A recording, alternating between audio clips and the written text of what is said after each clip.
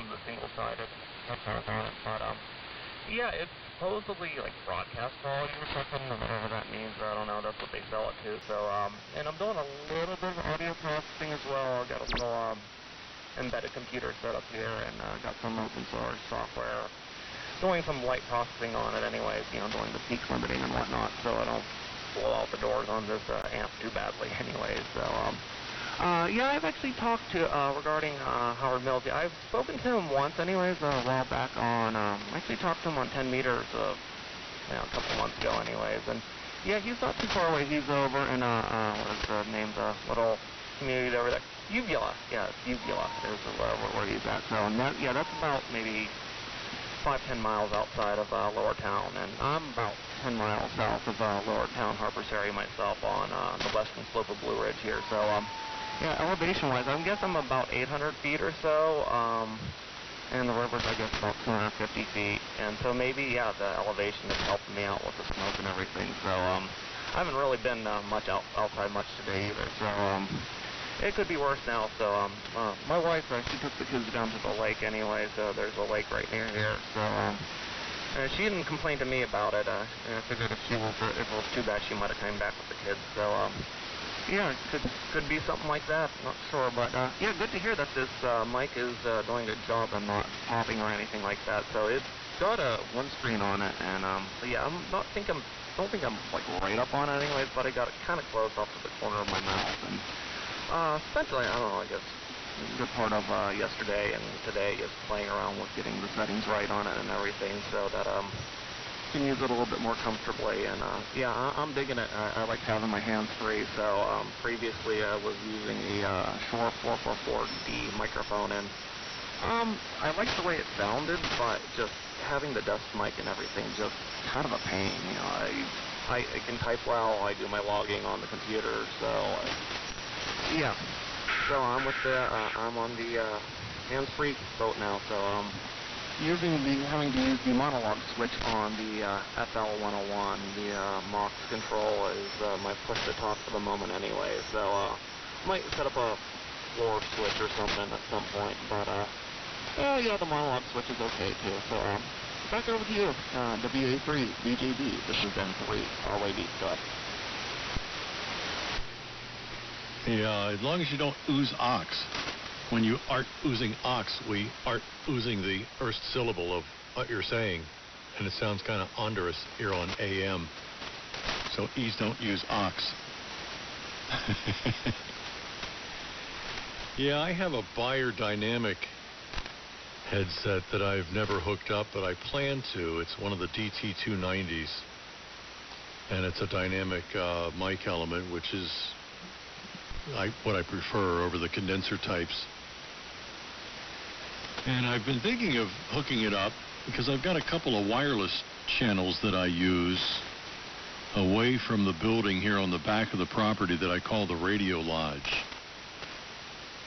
And it would allow me to use one wireless channel for the transmitted audio from the headset and the other wireless channel for the audio coming off the receiver. And I just haven't gotten around to hooking it up and playing with it, but I think it would be kind of fun to be able to sit on the back porch of the house. You know, you got a steak on the grill or whatever, and be able to operate remote, essentially, from the back porch of the house out to the back of the property here. A third wireless channel would be the keyed line, and I'm actually using it right now so I can walk around the room a little bit and not hit the stomp to talk. It is a wireless device that is intended to control a ceiling fan in your house when you haven't also had the wiring put in for a wall switch. So there's a little handheld thing or a wall-mounted tablet switch that turns off and turns off a relay that normally would close the AC to the ceiling fan, and in my case closes the relay for the rest of the keyed control circuitry here that mutes the receiver and keys the transmitter. And I'm not going to call it innovative, Another word for that might be kludged. But it works, and that would be in conjunction with the wireless headset that I envisioned. So you walk around the yard, and you'd hear the birds chirping and everything else. Top of the hour, WA3VJB Annapolis. Back to you, Aaron. It is AARON, correct? That is correct on spelling of the name. It is AARON. Yeah. Yeah, that's a really great idea with the remote wireless relay. I was thinking about doing something like that at some point myself, and I had always wondered how the heck would you do the push to talk, and that's a really good idea, because, yeah, you could do something even like, some of the Bluetooth headsets here,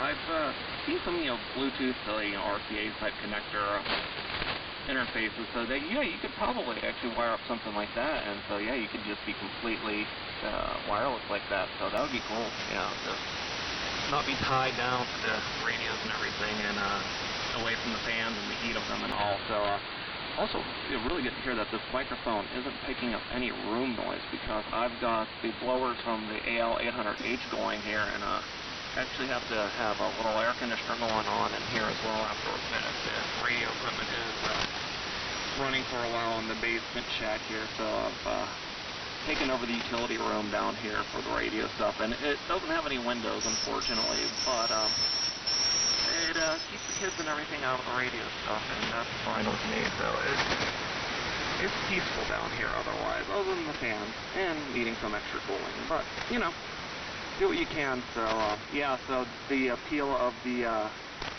wireless microphones for the radio stuff, that could be cool with the boat anchors.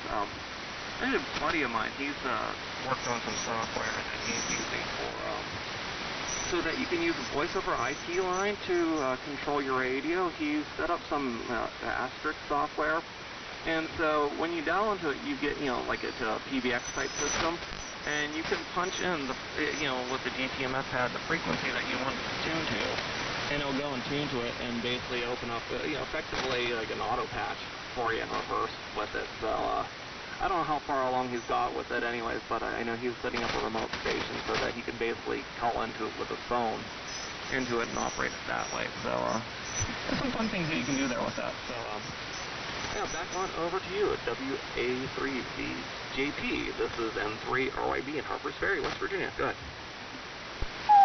Okay, Aaron. Yeah, I think you've got the call letters correctly. WA3, Victor, Juliet, Bravo. One of them sounded different. Now, I don't think I'll be dialing in on a telephone to operate the station. Part of the experience here is to enjoy the vacuum tube display while it's in operation, or else at least catch the aromatic scent of hot dust on tubes. I asked my wife whether I can pursue with one of the candle makers, a Yankee Candle or somebody, the chemical composition that would create the aroma of hot dust on tubes, so that we could light them up in the house in the winter, alongside the fireplace, and have that great kind of bake light, phenolic, hot dust on tubes kind of aroma. She kind of looked at me sideways, because she's got her smelly candles and probably considers them wholly adequate, and adding another aroma might not be her cup of tea. But yeah, it's a reach for me to even think of remoting to the back deck, although I've done it. I used one of the SDRs to receive on, a little bit delayed. Matter of fact, I've made a recording for you if you'd like to give me an email address, or I'll look you up on QRZ, and I'll send you this air check recording so you can hear it for yourself. But I used it, a tablet, iPhone, or iPad, or I guess it was my Android. Maybe I was using a smartphone with an earpiece to hear the talk back from the stations I was working with. And that was adequate, too, for the time being. I could plug a headphone amp into the smartphone and get decent amount of drive for a good pair of AKG headphones and, maintain the experience that I've got out here in the radio lodge. But you reach a point where being on the back deck with a tall, cold adult beverage and the steaks grilling, you're not going to be out there that long before it's time to eat. And so it was a way of staying on the radio for a little extra time while I was making like a chef. So, yeah, there's that.